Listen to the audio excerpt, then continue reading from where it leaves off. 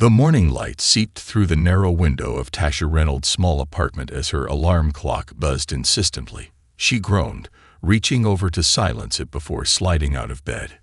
It was 5 a.m., an early hour for most, but for Tasha, this was routine.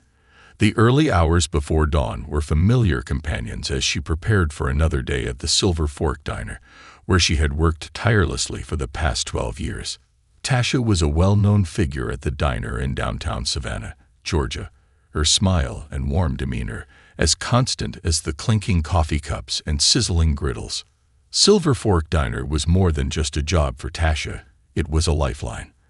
As a single mother raising her 17-year-old son, Malik, every hour she worked, every tip she earned, brought her a step closer to securing his future. Malik, a bright young man with big dreams, had set his sights on college, and Tasha was determined to help him get there. The thought of Malik one day walking across a college campus fueled her through the long hours and aching feet. As she laced up her worn sneakers and threw on her uniform, Tasha could hear Malik stirring in the next room. Despite the early hour, he'd made it a habit to see her off before she left for work. She smiled to herself, touched by his small act of support. She walked into the kitchen, where Malik was waiting, his face still drowsy, but his eyes filled with admiration.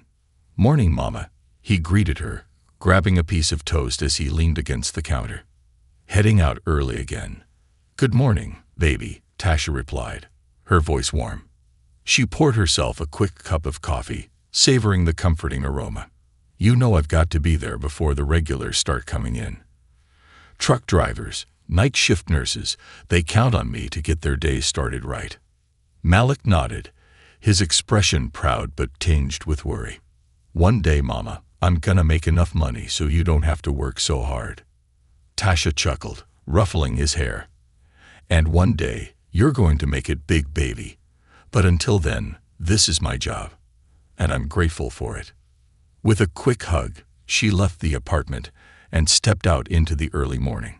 The streets were quiet as she made her way to the diner, the familiar sounds of the city waking up around her. She enjoyed these early moments, a time when Savannah seemed to hold its breath before the rush of the day. By the time she arrived at Silver Fork, the diner was already buzzing with its usual cast of characters. The regulars had their favorite tables, and Tasha knew each of their orders by heart. There was Ed, a truck driver with a deep, gravelly voice who always ordered 2 eggs over easy and a black coffee, and Lisa, a nurse coming off her night shift, who treated herself to pancakes and extra syrup after a grueling 12 hours at the hospital. Tasha was more than their waitress. She was their friend, a fixture in their lives. As the sun rose and the morning crowd trickled in, Tasha moved gracefully between tables, her energy steady and her smile genuine. She took pride in her work, finding joy in the small connections she made with her customers. Her coworkers admired her too, and many looked up to her as a mentor.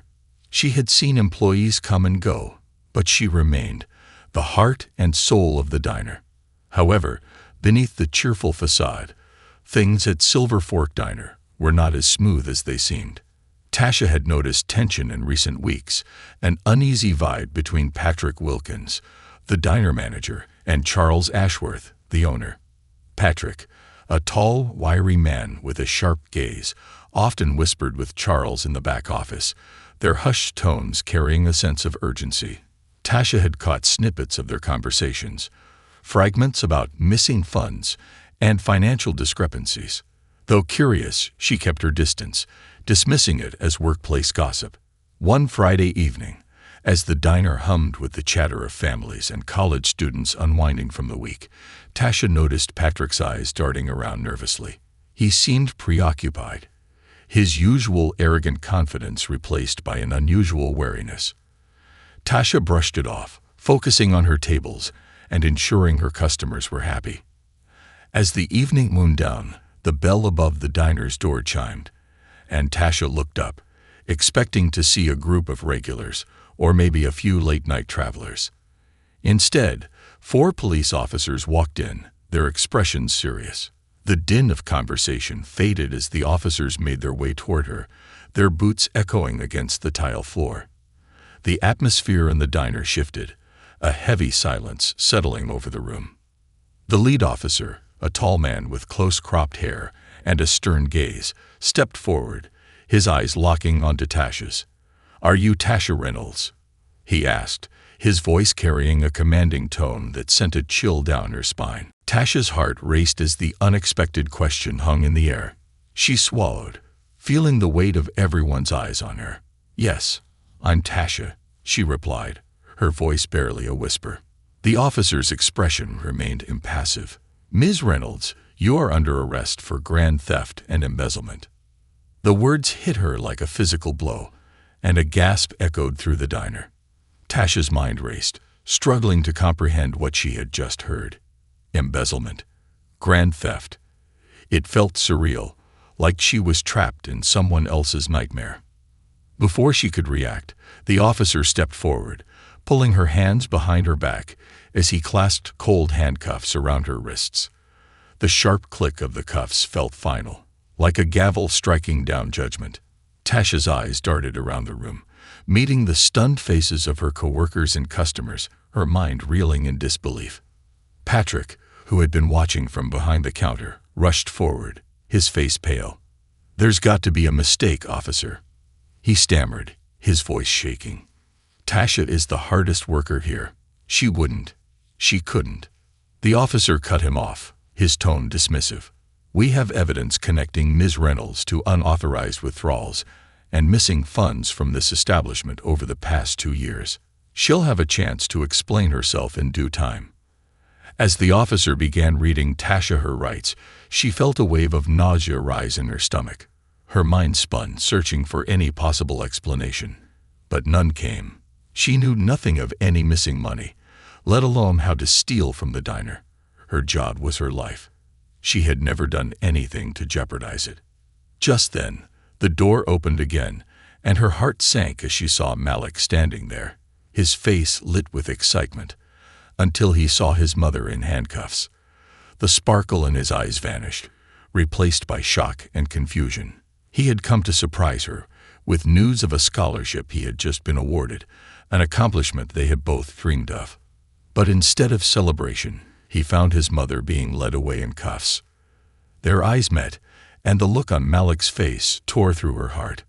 She wanted to reassure him, to tell him that everything would be okay. But the words stuck in her throat. The officers guided her out of the diner, the murmurs of the onlookers blending into a cacophony of judgment and disbelief. Her sanctuary, the place she had dedicated 12 years of her life to, now felt foreign and hostile. As Tasha sat in the back of the squad car, her mind raced, replaying every moment of her time at the diner, searching for anything that could explain this accusation. She had never taken a penny that didn't belong to her. The idea was absurd. And yet, the evidence the officer had mentioned loomed in her mind, an invisible noose tightening around her. She was taken to the police station, where she sat in a dimly lit interrogation room, her wrists sore from the cuffs.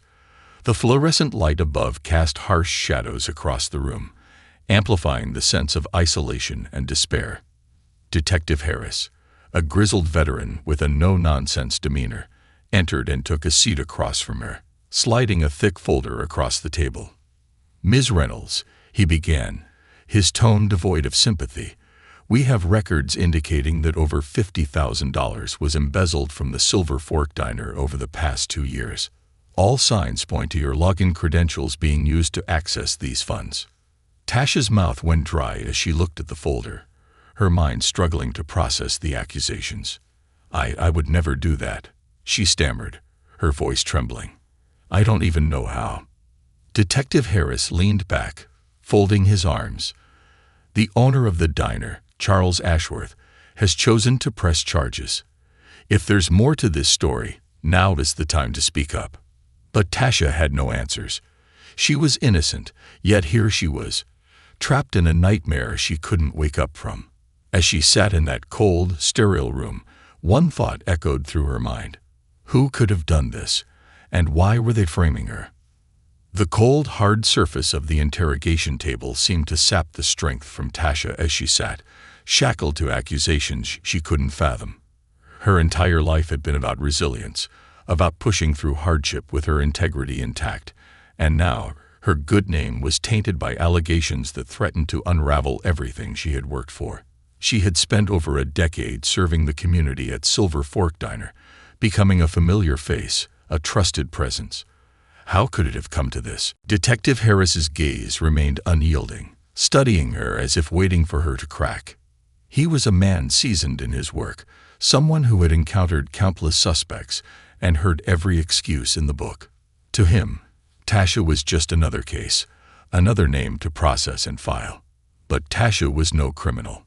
Her life was built on honesty and kindness, traits she had tried so hard to pass on to Malik, her son, who depended on her to set a good example. I don't understand," Tasha finally managed, her voice barely more than a whisper.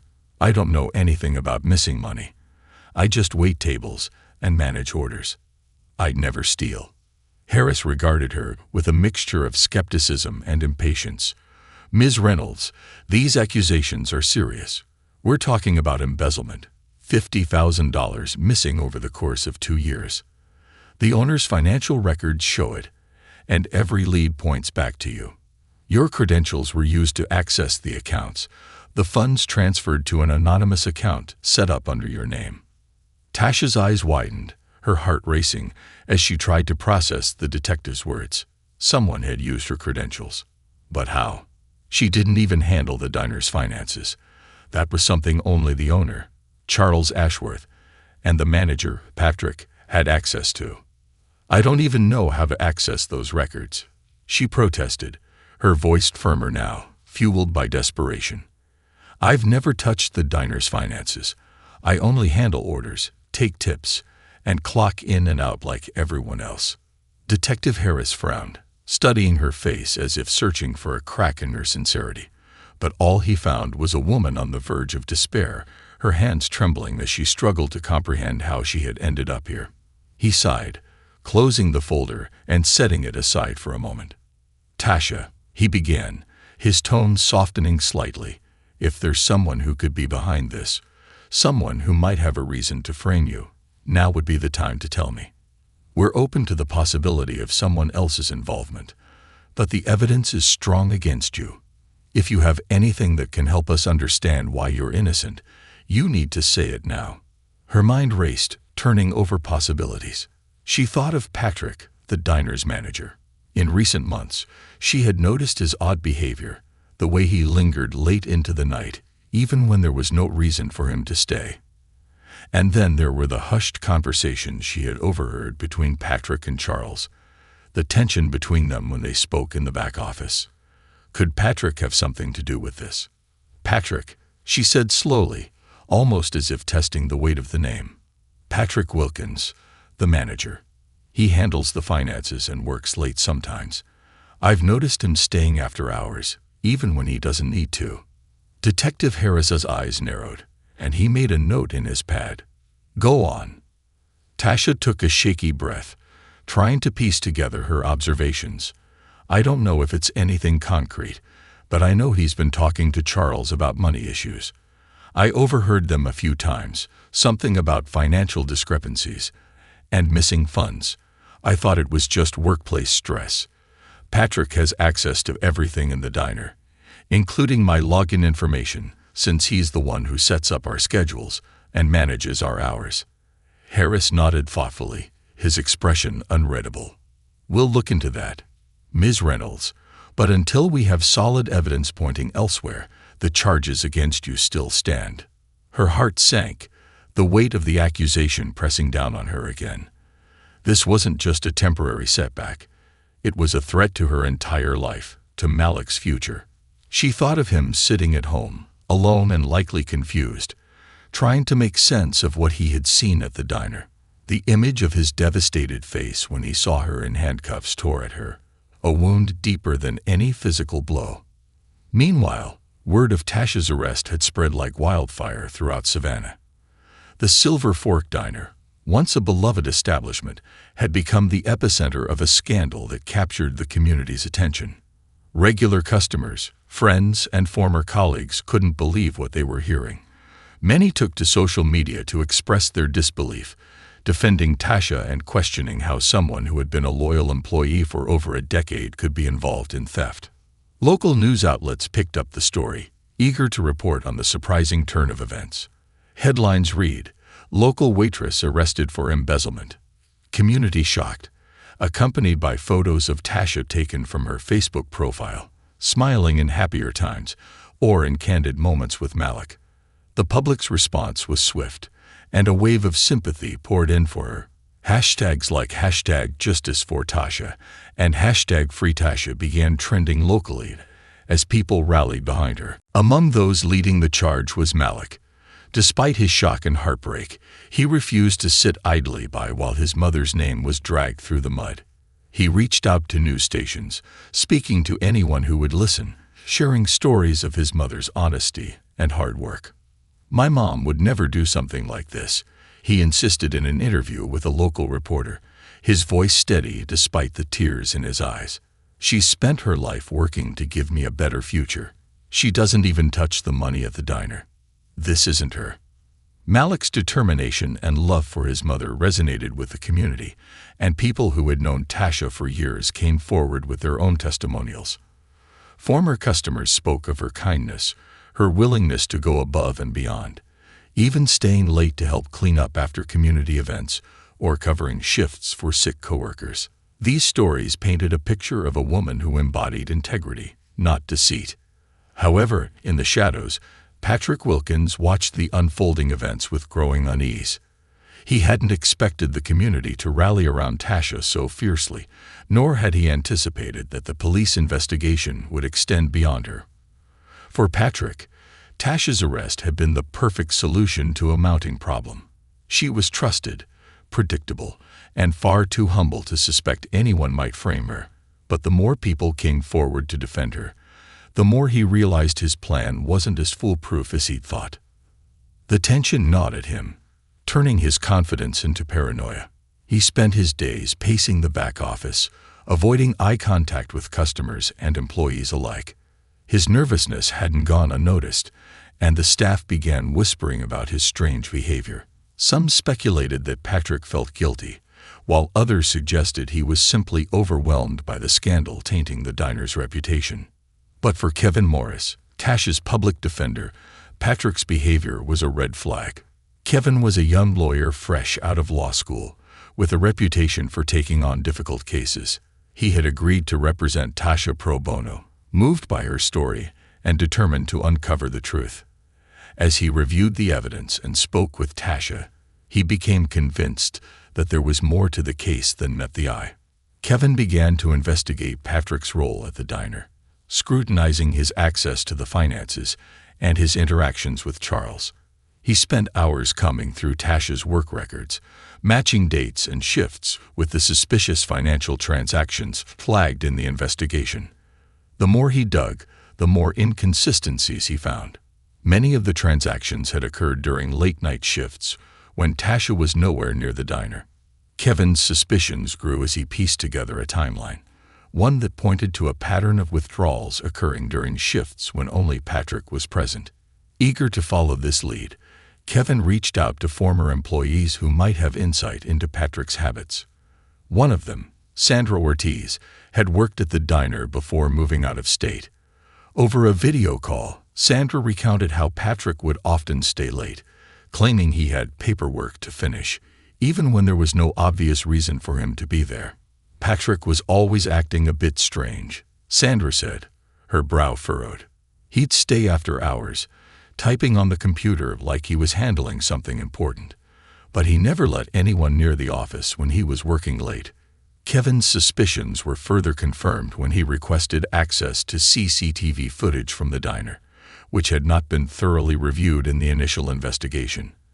After persistent requests and navigating through bureaucratic hurdles, Kevin managed to obtain several weeks of footage that showed Patrick alone in the diner during the hours when the unauthorized transactions took place. The grainy video was the break Kevin had been hoping for. It showed Patrick, nervous and hurried, sitting at the office computer, his fingers flying over the keyboard as he glanced over his shoulder. The timestamps matched the embezzlement dates exactly, aligning perfectly with the financial discrepancies Tasha had been accused of. Armed with this evidence, Kevin knew he finally had the leverage he needed to turn the case around. He presented the findings to the police, who agreed to reopen the investigation with Patrick as the primary suspect. This revelation sent shockwaves through the community once again, and for the first time, Tasha's hope was reignited. The day after Kevin Morris presented the new evidence to the authorities, the case took on an entirely different tone. Detective Harris, who had initially seen Tasha as the prime suspect, was forced to reevaluate everything he thought he knew.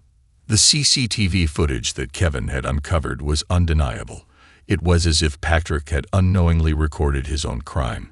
The diner's camera had captured him in the office during the exact times the funds had disappeared, his actions hidden in plain sight until Kevin's diligent efforts brought them to light. The story spread quickly through Savannah, transforming from a scandal about an accused waitress to a full-blown investigation implicating the very man who had been overseeing the diner's finances. The local news stations picked up the story, and the same customers who had once expressed shock at Tasha's arrest now demanded answers. How had Patrick managed to orchestrate this for so long, and why had he targeted Tasha? People were desperate for explanations, and the public's sympathy for Tasha grew stronger by the hour. Tasha's son, Malik, felt a surge of relief and vindication as the news of Patrick's suspected involvement broke. He had always believed in his mother's innocence, but seeing the evidence shifting focus onto Patrick lifted an enormous weight off his shoulders.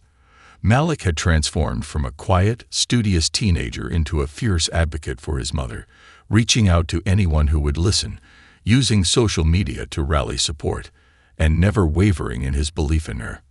One evening, Malik sat alone in his room, scrolling through the countless messages of support flooding his inbox. People from all walks of life had reached out: former teachers, friends, neighbors, even strangers who had seen his interviews and were moved by his devotion to his mother. The community's support had grown into a force he hadn't anticipated, and it felt empowering.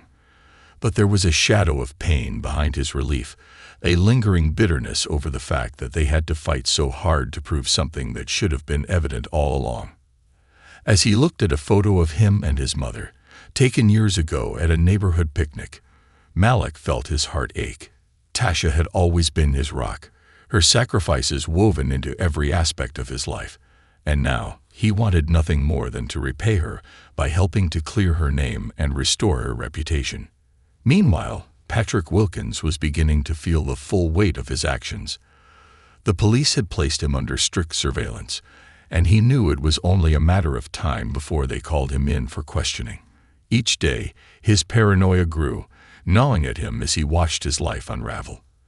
At work, the few remaining staff members who hadn't already left due to the scandal now regarded him with open suspicion. His confident swagger had been replaced with a nervous gait, and he spent most of his time pacing in the back office, avoiding the customers and the other employees as much as possible.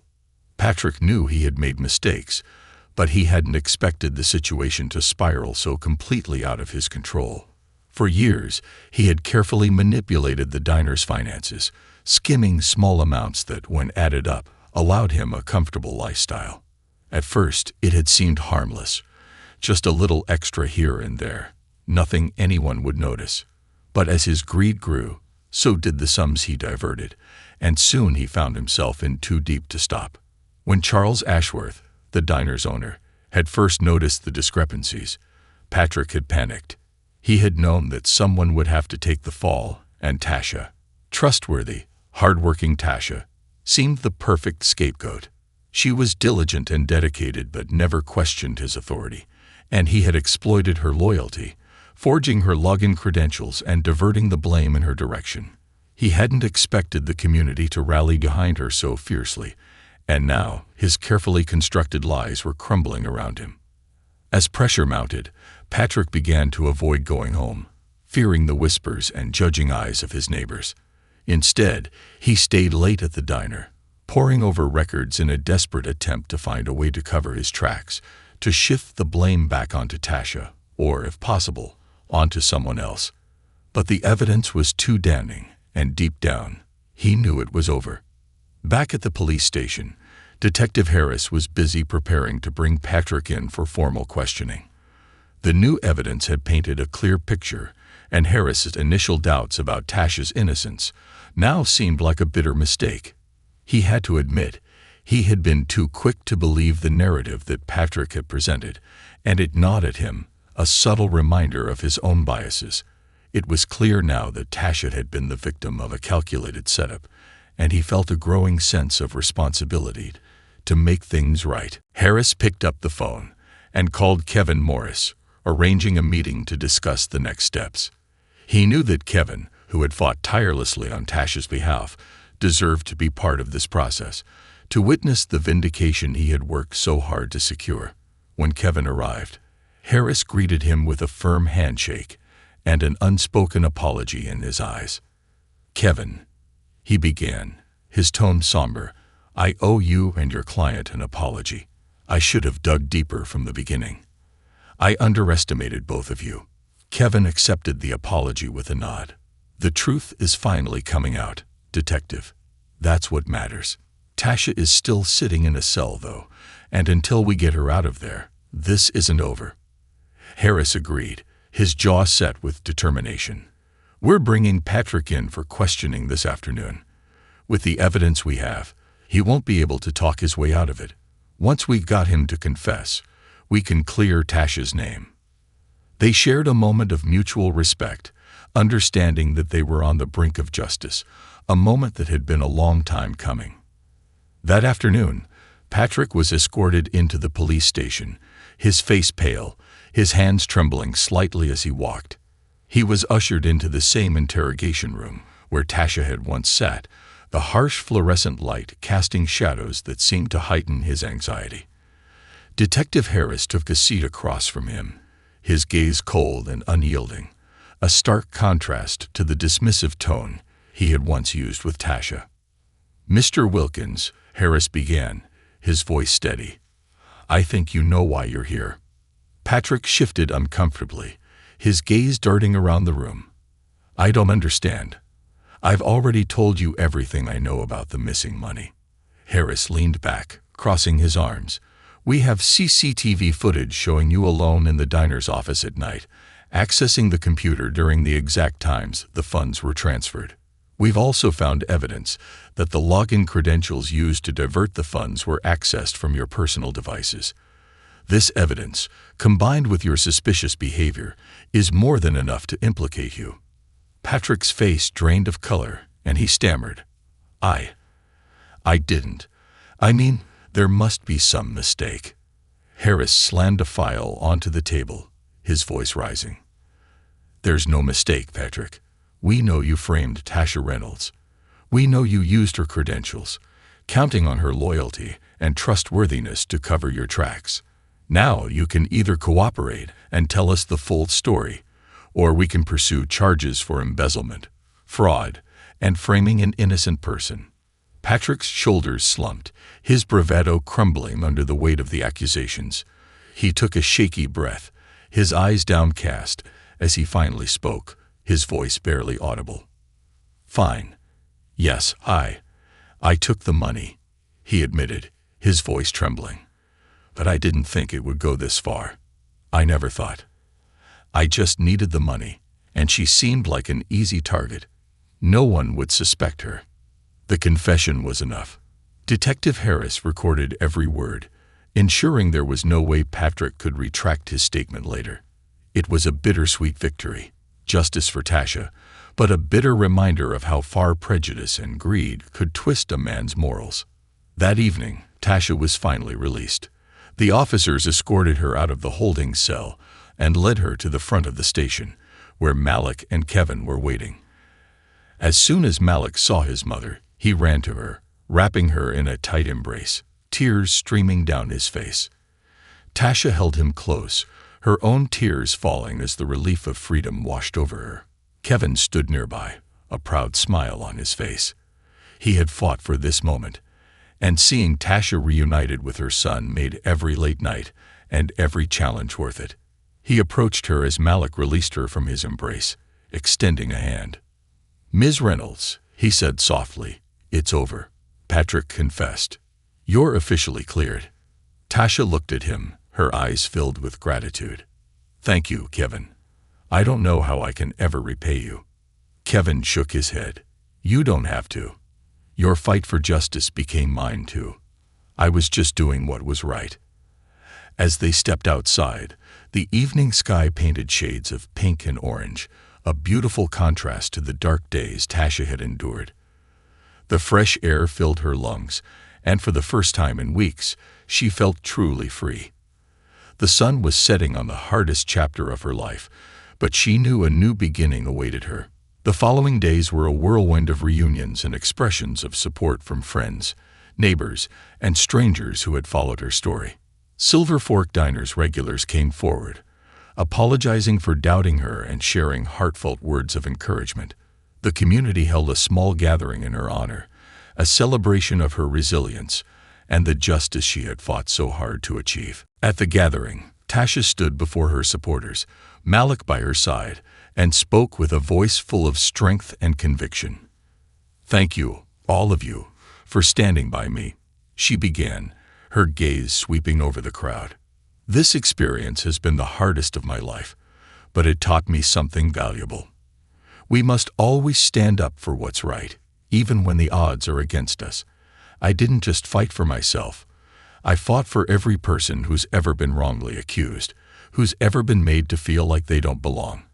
I'm proud of this community, and I'm proud of my son, who never gave up on me." The crowd erupted into applause, and Malik squeezed her hand, his pride evident.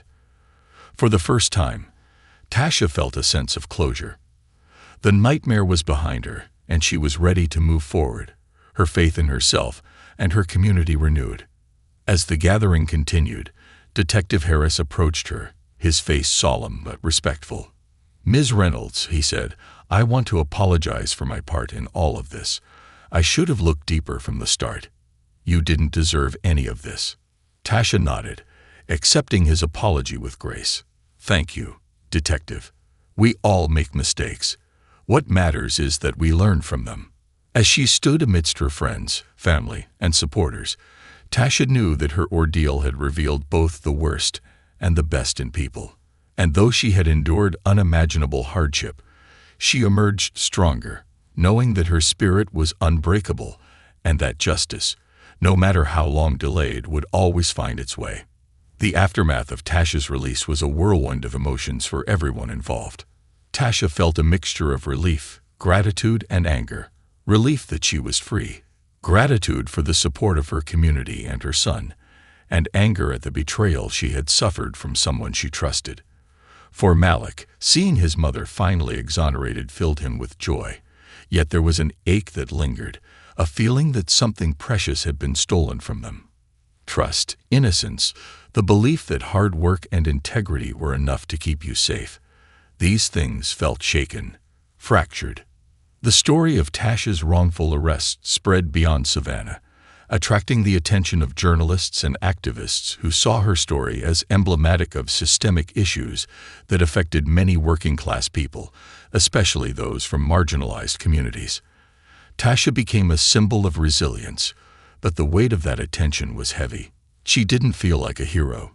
She was just a woman trying to survive, a mother trying to provide for her son. A week after her release, Tasha returned to her apartment, hoping to find a semblance of normalcy. She had been staying with her sister for a few days, trying to process everything that had happened, but Malik had insisted they return home together. "We need to move forward, Mom," he'd said. "This place is ours. We can't let what happened take that from us." As she entered their modest apartment, Tasha took in the familiar surroundings with a bittersweet feeling. Everything was as she had left it. The pile of unpaid bills on the counter, the single coffee cup she had left in the sink that morning she was arrested. It was as if time had paused, waiting for her to reclaim her life. She set her purse down and exhaled deeply, closing her eyes for a moment. Malik gently placed a hand on her shoulder, offering silent support. "We'll get through this, Mom. Together," he said softly. In the days that followed, the outpouring of support continued. Neighbors and friends dropped by with casseroles, cards, and flowers, small gestures that reminded Tasha she wasn't alone. The local church organized a special service in her honor, and the pastor spoke about forgiveness, resilience, and the strength of community. Tasha sat in the front pew with Malik beside her, feeling the warmth of her community surrounding her, each word filling her with a sense of peace she hadn't felt in weeks. After the service, the pastor approached her, his kind eyes filled with understanding. "Tasha, you've shown incredible strength through all of this. You were wronged, but you handled it with grace. That's something we all admire." Tasha smiled, though her eyes were heavy with unshed tears. "Thank you, Pastor. I don't feel strong. I feel like I've lost something I'll never get back." The pastor nodded, his expression thoughtful. Pain and betrayal leave marks on the soul, but healing isn't about erasing those marks. It's about carrying them with dignity. You're not defined by what happened to you, Tasha. You're defined by how you rise from it. His words stayed with her, echoing in her mind as she navigated her new reality. Tasha knew that moving forward would mean more than just resuming her daily life. It would mean reclaiming her sense of self, her belief in a just world. Meanwhile, Patrick Wilkins's confession and subsequent arrest had left Silver Fork Diner in a state of turmoil. The once beloved establishment, known for its warm atmosphere and home-cooked meals, had become tainted by scandal. Regulars began to question their loyalty to the diner, and new customers avoided it altogether. Patrick's betrayal had not only harmed Tasha but had also struck a blow to the very foundation of the diner, a place that had once felt like a second home to its patrons. Charles Ashworth, the owner of Silver Fork, was devastated. He had trusted Patrick implicitly, and the revelation of Patrick's deceit left him feeling foolish and betrayed. Charles had spent years building a reputation for the diner, and now it seemed to be crumbling before his eyes. The business had suffered financially during the investigation, and Patrick's embezzlement had left a significant gap in their funds. Desperate to salvage his business and his reputation, Charles reached out to Tasha with a humble request. One evening, he called her, his voice subdued and strained. "Tasha, it's Charles. I don't know where to begin. I owe you an apology, a real apology, not just for letting this happen but for believing, even for a moment, that you could have done something like this." Tasha listened in silence, her emotions conflicted. She had loved working at the diner, and Charles had always been kind to her, yet his initial willingness to believe Patrick's lies had hurt her deeply. "I don't know if I can forgive you, Charles," she replied honestly, her voice steady but filled with pain. "I trusted you, and you let someone else's word weigh more than the 12 years I gave to that place. But I understand that we're all human, and sometimes we're blinded by things we don't realize." Charles sighed, the weight of his mistakes evident in his tone. "I understand, Tasha, and I don't expect you to forgive me easily. I wanted to ask if you'd be willing to come back. The diner isn't the same without you, and I want to make things right. You'd have full autonomy, and I'd ensure you're compensated for everything you've been through." Tasha hesitated, her mind torn. Returning to the diner felt like reopening a wound, yet there was a part of her that missed the place, missed the routine, the customers, and the sense of purpose her job had once given her. She took a deep breath, considering her options. "I'll think about it, Charles," she said finally. "But if I come back, things will be different. I won't tolerate any more disrespect or doubt." Charles agreed, and they ended the call on uncertain terms, leaving Tasha to wrestle with her decision. She confided in Malik, who supported her no matter what she chose. "Mom, if going back helps you heal, then do it. But if it's going to bring you more pain, let it go. You've done enough for them." A week later, after much contemplation, Tasha decided to return to Silver Fork Diner, not for Charles, but for herself. She wanted to reclaim the space that had once been hers, to prove to herself that she could face the place where she had been wronged and emerge stronger. She walked through the familiar doors with Malik by her side, her head held high. The diner was quiet, the usual chatter and clinking of dishes muted. The staff greeted her with mixed emotions, some relieved, others ashamed. Patrick's arrest had left a scar on the establishment, and Tasha's return felt like a glimmer of hope, a chance for redemption. As she stepped behind the counter, she felt a sense of ownership she hadn't felt before. She was no longer just a waitress. She was a survivor, a woman who had faced adversity and come out the other side stronger. Her first task was to implement changes that would prevent anything like this from happening again. She insisted on new financial protocols, transparency in scheduling, and regular staff meetings to foster open communication. Charles agreed to her terms, grateful for her expertise and dedication. Over time, the diner's atmosphere began to heal. Regulars returned, bringing their familiar warmth and loyalty. They greeted Tasha with gratitude, some even apologizing for doubting her. Each interaction, each genuine smile, helped Tasha rebuild her confidence. She felt a renewed sense of purpose, knowing that her presence brought comfort to others who had been shaken by the scandal. However, not everyone in the community was ready to move on. Patrick's betrayal had left a bitter taste, and some customers still whispered about the ordeal, unable to forget the scandal that had rocked their favorite diner. Tasha learned to tune out the whispers, focusing instead on her work and her newfound sense of agency. She had fought for her name, her dignity, and her future, and she refused to let anyone take that from her again. One evening, as she was closing up, a young woman approached her. She looked nervous, clutching a small notebook, her eyes filled with admiration. "Ms. Reynolds?" she asked softly. Tasha looked up, surprised. "Yes, that's me. How can I help you?" The young woman hesitated, then spoke with sincerity. "My name is Sarah. I'm a journalism student at the university. I've been following your story, and I'd like to write an article about you. Not just about what happened, but about your resilience, your strength. I think people need to hear it." Tasha was taken aback, her first instinct to decline. She had never sought attention, and the idea of sharing her story so publicly felt daunting. But as she looked into Sarah's earnest eyes, she felt a spark of courage. This was an opportunity to take control of her own narrative, to show the world that she was more than just a victim of circumstance. After a pause, Tasha nodded. "All right, Sarah, I'll tell you my story. But I want it to be honest. I want people to understand the pain, the betrayal, and the struggle. I don't want it sugar-coated." Sarah agreed, her eyes bright with excitement. Over the next few weeks, they met regularly, Tasha sharing her story piece by piece. She spoke of her years of dedication, the joy she had found in her work, the pride she had felt in providing for her son. She shared the heartbreak of her arrest, the humiliation of being led away in handcuffs, and the strength she had drawn from Malik and the community that had rallied around her. When the article was finally published, it resonated deeply with readers across Savannah and beyond.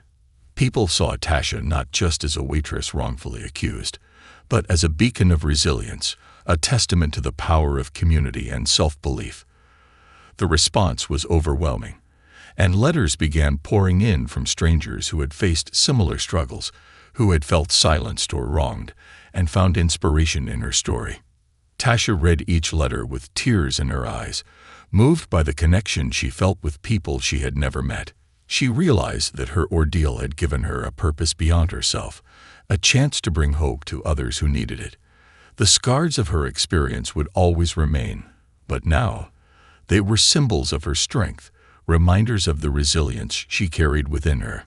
As she stood behind the counter at Silver Fork Diner, greeting customers with a newfound confidence, Tasha knew that she had come full circle. Her journey had been painful, but it had forged her into someone stronger, someone who would never again allow her worth to be questioned. She had found her voice, and she would use it not only to protect herself but to inspire others to do the same. And in that moment, as the familiar clink of dishes and hum of conversation filled the diner, Tasha felt a sense of peace. She had reclaimed her life, her dignity, and her place in the world, and nothing could take that from her. The weeks following Tasha's public return to the Silver Fork Diner were transformative. What had once been a simple diner nestled in the heart of Savannah was now the focal point of a powerful story about resilience and justice. Silver Fork had become more than a restaurant. It was a symbol of the strength that could arise from hardship. For Tasha, the diner no longer represented just a place of employment, but a space where she could rebuild herself, shape her own destiny, and inspire others who might find themselves similarly wronged. Though life at the diner had settled into a new rhythm, Tasha was still adjusting to her newfound reputation in the community. Regular customers continued to greet her with warmth, but now there was an added layer of respect and admiration in their eyes. Strangers approached her cautiously, sharing stories of how her fight for justice had touched them. Some had been wrongly accused themselves, others had seen loved ones face discrimination or hardship, and her story had given them hope. But not everyone viewed Tasha as a hero.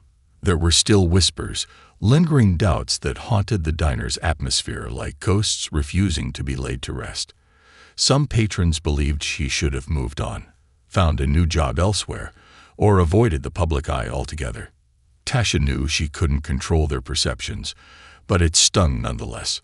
The wounds of her wrongful arrest were still fresh, and she struggled to balance her desire to live a quiet life with the community's insistence on making her a symbol. One afternoon, Charles Ashworth, the diner's owner, approached Tasha as she finished serving lunch to a group of regulars. Charles had been keeping a respectful distance since her return, allowing her to settle in without imposing. Yet there was a lingering sense of guilt in his demeanor, as though he felt responsible for the hardship she had endured under his watch. "Tasha," he began, his voice low and tentative, "could we speak in my office when you have a moment?" Tasha nodded, wiping her hands on her apron. "Sure, Charles. Let me just finish up here." Once the lunch rush had subsided, she joined Charles in his cramped office, where the walls were lined with old photos of the diner and clippings from its early days. Charles gestured for her to sit, and she settled into a worn chair, folding her hands in her lap. He looked at her with a mixture of regret and something she couldn't quite place, respect, perhaps, or even admiration. "Tasha, I know I've said it before, but I want to say it again. I'm truly sorry for everything you went through. I trusted Patrick blindly, and that was my failure. I didn't listen to you, didn't stand by you when you needed me most. I want to make it up to you, if you'll let me." Tasha looked down at her hands, considering his words. She had spent years working tirelessly for this man, and while he hadn't directly wronged her, his lack of support when she was accused had left a mark. But she had also come to understand that people were flawed, that mistakes were made not always out of malice, but sometimes out of weakness and fear. "I appreciate that, Charles," she said slowly. "What happened? It hurt. But I understand now that you were put in a difficult position. I don't hold anger toward you anymore. I just want to do my job, rebuild my life, and put this behind me." Charles nodded, visibly relieved. "Thank you, Tasha. That means a lot. But I was hoping to do more than just apologize with words. I want to give you a formal position here, something that reflects your years of service and dedication. How would you feel about becoming the diner's operations manager?" The offer caught Tasha off guard. She had always been the heart of the diner in her own way, but she had never imagined herself in a managerial role.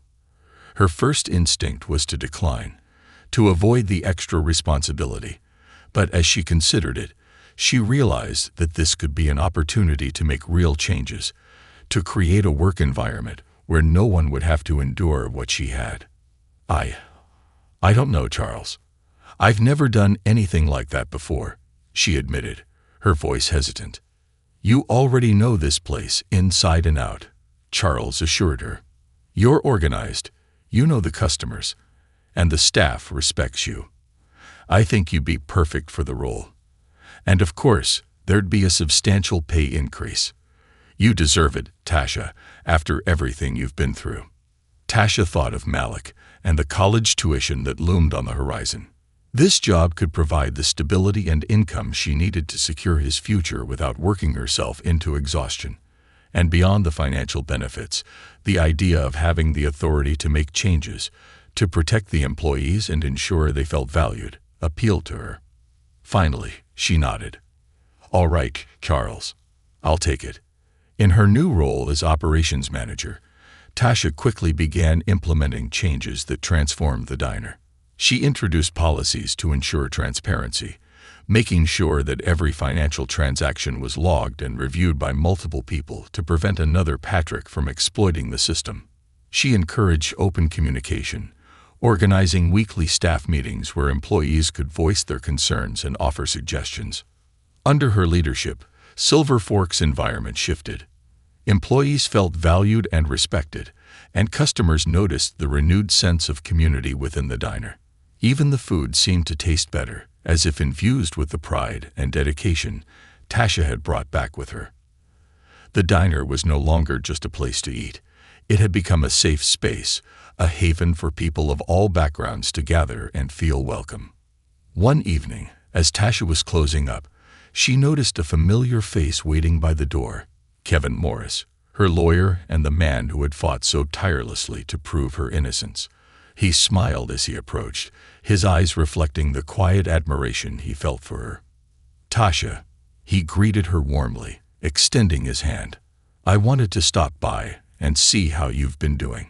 Word around town is that you're running the place now. Tasha shook his hand, smiling. It's true. Charles offered me the position, and I figured it was time I took a bit more control over my life. How have you been, Kevin? Busy, he replied, chuckling. But that's not a bad thing. I've had a few clients reach out to me because they heard about your case. People who need help, who feel they've been wronged. Your story gave them hope, Tasha. She felt a surge of pride, realizing that her struggle had paved the way for others to seek justice. I'm glad, she said softly. If what I went through can help someone else, then maybe it wasn't all in vain. Kevin nodded, his gaze thoughtful.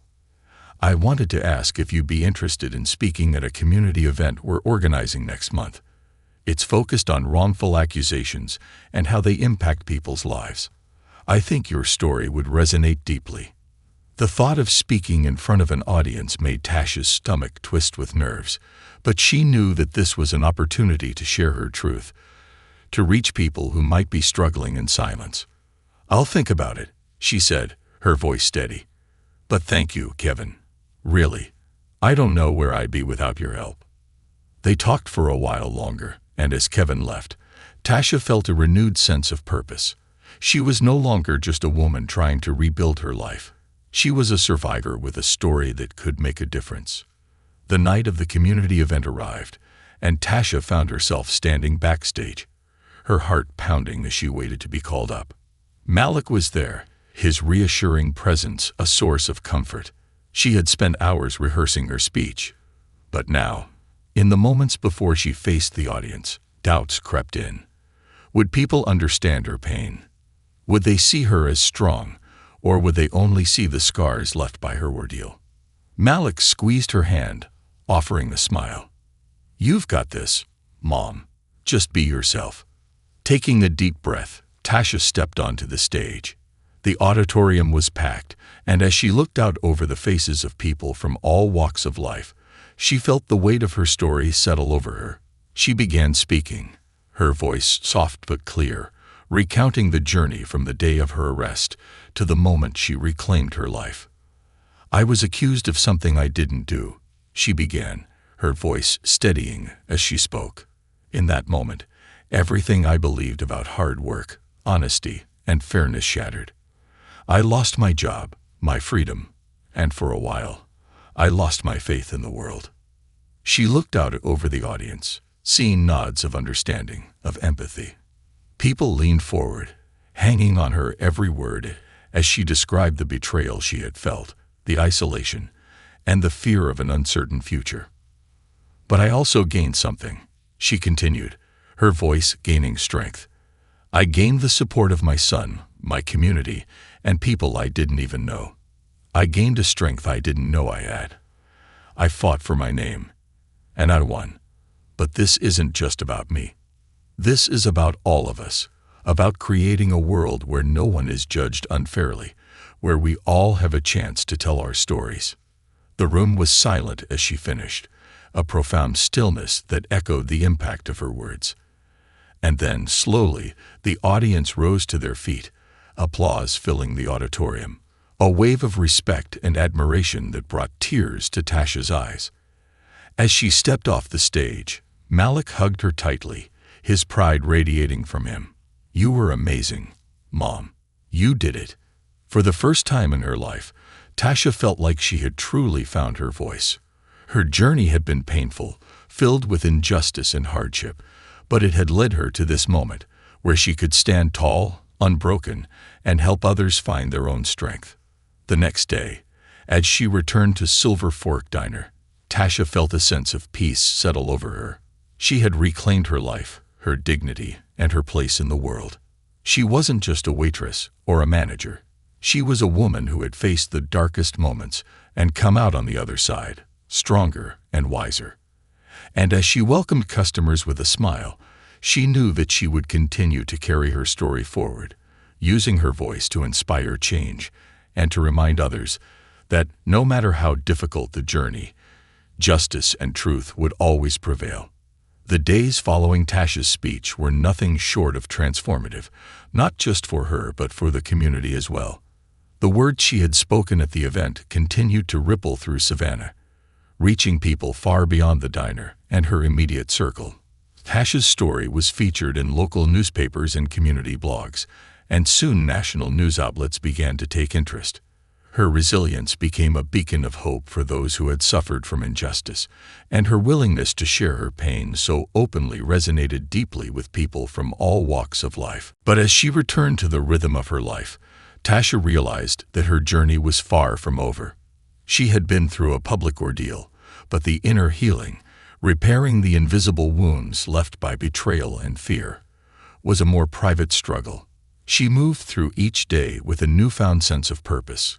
But some nights, alone with her thoughts, the memories crept back in. She could still feel the cold weight of the handcuffs, the sharp sting of betrayal, and the lingering disbelief that someone like Patrick could have orchestrated such harm. One evening, after the diner had closed and the last customer had left, Tasha sat alone at a booth by the window, looking out onto the quiet streets. The diner was empty, save for the faint hum of the refrigerator in the kitchen. She sipped her coffee, letting the warmth of the cup soothe her. She had always loved this time of night, the stillness, the chance to reflect. But tonight, her mind was heavy with memories she couldn't shake. The bell above the door jingled, startling her. She looked up to see Malik standing there, carrying a small gift-wrapped box. He gave her a gentle smile, his presence comforting and steady.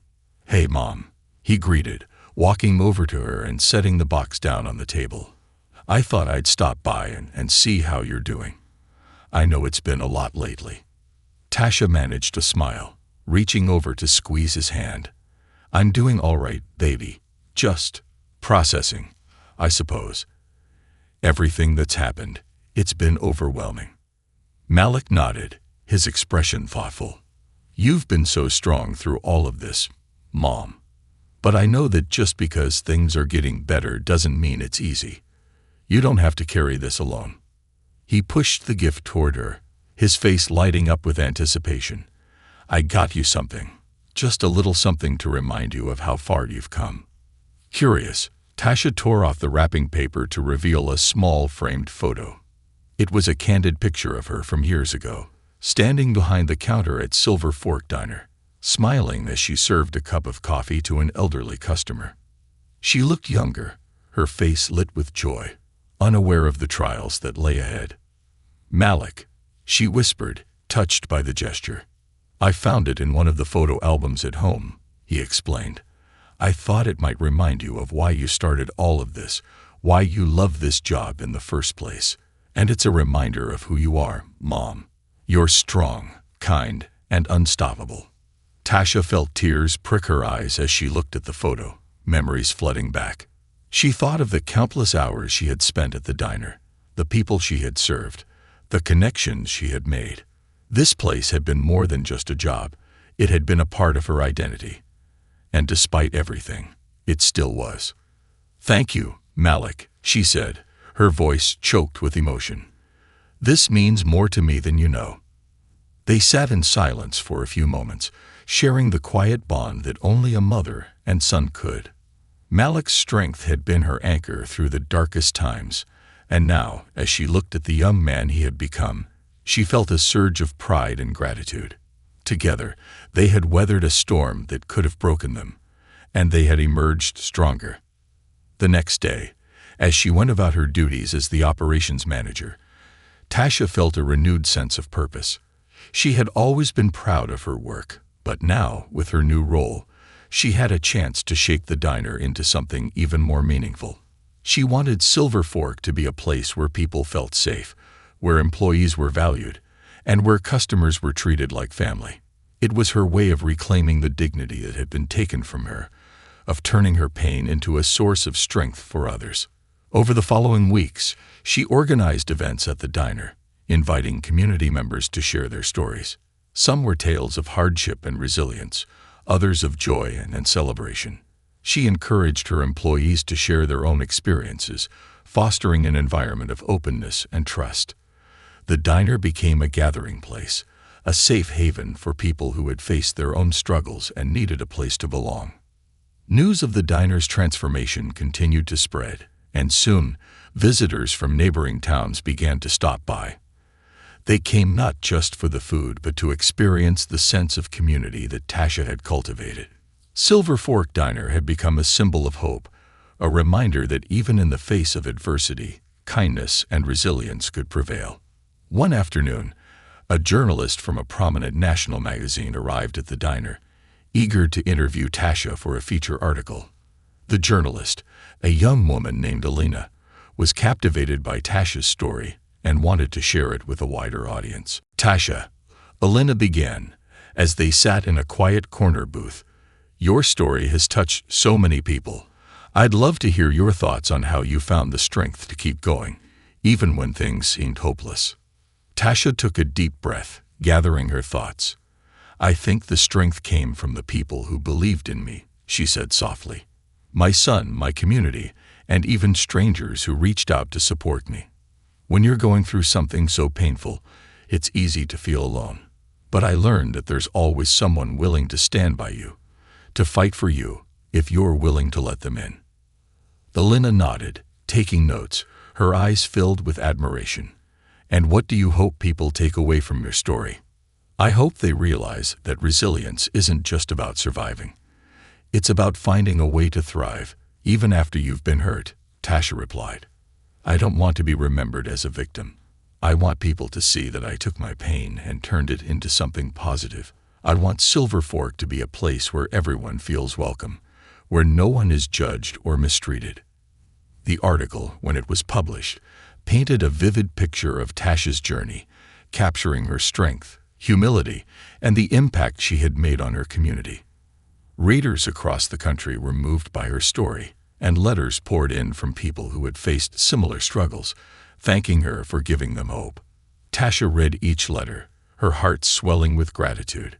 She had once been a victim of injustice, but now she was a voice for those who had none.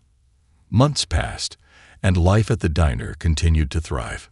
Malik had graduated high school and received a scholarship to a nearby college, his dream of higher education finally within reach. Tasha couldn't have been prouder. She had fought not only for herself but for him, to show him that no matter what obstacles life threw at them, they could overcome anything together. One evening, as Tasha was closing up, she found herself reflecting on the journey she had taken. The darkness of that fateful night, when she was wrongfully arrested, seemed like a distant memory, a chapter in a book she had finally closed. She was no longer haunted by the past. She had reclaimed her life, her dignity, and her place in the community. As she walked toward the door, she noticed a group of young women gathered at a table, laughing and chatting. They were students from the local college, enjoying a meal together after a long day of classes. Tasha smiled, remembering her own youth, and felt a sense of fulfillment knowing that Silver Fork was a safe space for them, a place where they could gather and feel welcome. Just then, one of the young women stood up and approached her. "Ms. Reynolds," she asked, her eyes shining with admiration, "I just wanted to say thank you. I read your story, and it inspired me to keep going in school, even when things get tough.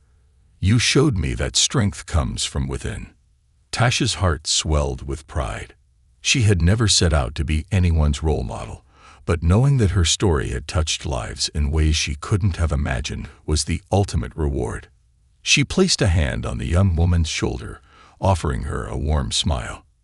"Thank you, sweetheart. Remember, life will test you, but you're stronger than you think. Keep pushing forward, and never forget your worth." The young woman nodded, returning to her friends with a renewed sense of confidence, and Tasha turned to lock up the diner for the night. As she stepped outside, the cool evening air filled her lungs, refreshing her spirit. She looked up at the stars, feeling a sense of peace that had once seemed impossible. Her journey had been painful, filled with loss and betrayal, but it had also been one of growth, of transformation. She had found her strength, her voice, and her purpose, and now she was ready to face whatever the future held.